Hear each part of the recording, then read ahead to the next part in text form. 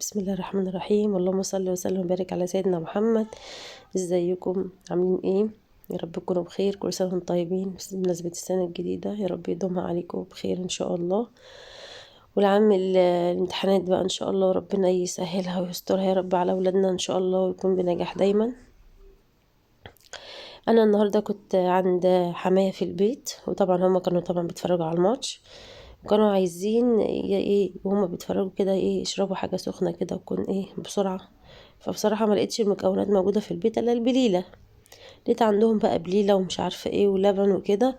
قلت طب والله لا اعمل ايه بليله. طبعا احنا عارفين ان البليله لازم تتنقع بقى وكده وبتستوي، بس انا قلت اعملها بطريقه سهله وبسيطه جدا وايه وتخلص كده على طول، مقل في اقل ايه من نص ساعه. طبعا احنا غسلنا البليله كويس جدا، ما نقعناهاش، غسلناها كويس جدا. وطبعا رحنا حطينا حلة على النار وايه وسخنا بقى ميه في الكتل، ورحنا حاطين الايه كبين البليله عشان تاخد لها الغلو.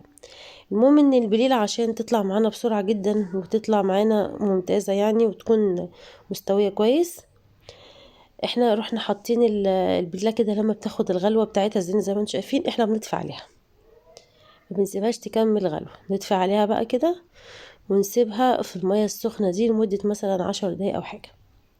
فهي سبحان الله بتستوي لوحدها زي ما انتم شايفين كده. انا كده شغلت عليها النار تاني، بصوا تقريبا كده يعني 3/4 الساوية بتاعتها اهي.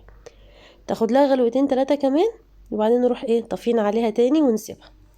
هي كده البليلة بتطلع ناجحة معانا جدا جدا وفي اقل من نص ساعة.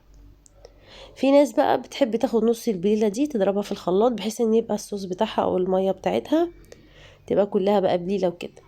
طبعا انا كنت عاملاها بلبن فكنت عاملها طبعا بسرعه، فانا ايه هي كانت النتيجه بتاعتها كانت ممتازه وكانت مستويه.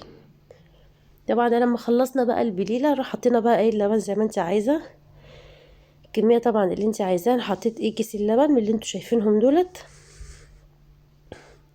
والسكر زي ما انت تحبي يعني. وطبعا انا كنت عايزه اعمل ازود الطعم شويه، فحطيت كريم شانتيه تقريبا نص كوبايه كريم شانتيه والفانيليا بس كده، والبليله كده اتعملت وتمام والحمد لله. ويا رب كده تجربوها وتعجبكم. طبعا احنا بقى نتكلم بقى في اي حاجه تاني. متنسوش طبعا اللايك والشير والسبسكرايب عشان ينزل لكم ان شاء الله كل جديد، والاشتراك في القناه. كان معاكم مطبخ كوكي ودومه، وكانت انا سهى ان شاء الله، عشان نعمل شويه حاجات بقى جديده كده ونبتدي ان احنا نشتغل شويه. معلش انا مقصره معاكم اليومين اللي فاتوا دولت، بس ان شاء الله الواحد يفوق كده وايه ويبتدي ينزل فيديوهات كده وتدعمونا باذن الله. هي طبعا الشتاء جايه، فانتوا عايزين بقى كل ما كل شويه طبعا انتوا عايزين ايه حاجه سخنه مش عارفه ايه. طبعا اعذروني طبعا على صوتي لاني فعلا البرد بتاعي بقى وحش جدا، مش عايز يمشي خالص بقاله دلوقتي يجي 10 ايام. ورغم ان الجو مش ساقع خالص يعني مش عارفه هو البرد. طبعا هو برد الصيف مش حلو عن برد الشتاء يعني، فربنا يسترها يا رب. احنا بقى عاملين بقى طبعا نقلب. انا حطيت كوباية السكر زي ما انتم شايفين، الطبق ده كان فيه مليان سكر، هو كانت مظبوطة معايا.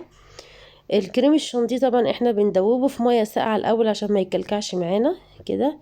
طبعا المعلقة ما عملتش اي نتيجة معايا، فانا رحت جبت ببص كده يمين وشمال، رحت جايبة بقى مضرب وايه ان انا بقى بقلبه بقى كده زي ما انتم شايفين. ممكن نحط بقى ايه، انا لو عملتها في البيت طبعا انا كنت حطيت علبة قشطة. يعني انا بحب احط علبة القشطة في حاجات كتير في الحلويات ان انا عشان بعملها، فبتدي طبعا نتيجة تحفة يعني. فبس انا طبعا ايه اللي لقيته موجود فانا عملت بليلة يعني، كانت حاجتها موجودة عندهم، فانا قلت يلا مش مشكلة نعمل بقى شوية بليلة. طبعا وبليلة ممتازة يعني وطعمها طبعا تحفة ومغذية جدا وبتنمي العقل كمان حتى للأطفال، يعني فيها فوائد كتير جدا يعني البليلة. وهي طبعا ايه للحاجة السخنة الموجودة. لو كنت بقى لقيت حمص ولا حاجة كنا عملنا بقى، بس ايه احنا دخلنا بقى في البليلة وكانت النتيجة كانت ممتازة يعني. طبعا كنا عاملين طبعا الغدا وكده وكنا مجهزين الغدا وكأننا والبقى اللي عليه الدور بقى يخش يشطب كده، فكناش لسه بصراحة ايه شطبوا مطبخ ولا بوتاجاز ولا أي حاجة، بس انا قلت اعمل بليلة واطلع بسرعة. كانوا بيتفرجوا بقى على الماتش ما كانوش فاضيين اصلا ايه.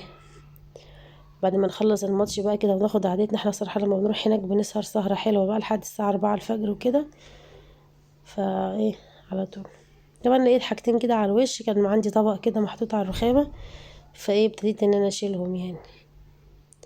انا دوت السكر بتاعها لقيته ايه مظبوط، لو كان محتاج شويه سكر مش فاكره والله انا حطيته ولا لا، بس هو انا لقيت السكر بتاعها مظبوط. تاخد لها بقى غلوه واتنين وتلاته، بصوا زي ما انتم شايفين كده اهي. بصوا انا بوريكم الحب بتاعها ان هو يعني هي يعني بص الحب عامل ازاي استوت. ولو كانت اتثبت في اللبن برضو شويه مثلا 10 دقايق ولا حاجه، كانت بقت نتيجتها فوق الممتازه. طبعا انا صبيت كده بقى في البولات اللي هي دي، بس انا طبعا صبيت في شويه كوبايات كده، احنا كنا ما شاء الله يعني كتير، فصبيت بشوف بقى السكر بتاعها.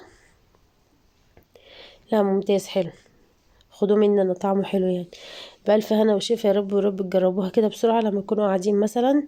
طبعا بيبقى اخر النهار بقى، بتبقوا قاعدين كله بقى متكن في البيت بقى في الشتاء وكده، ما بينزلش الدنيا، بتبقى بدري بدري في البيت، ممكن نقوم نعمل اي حاجة كده سريعة وبسرعة.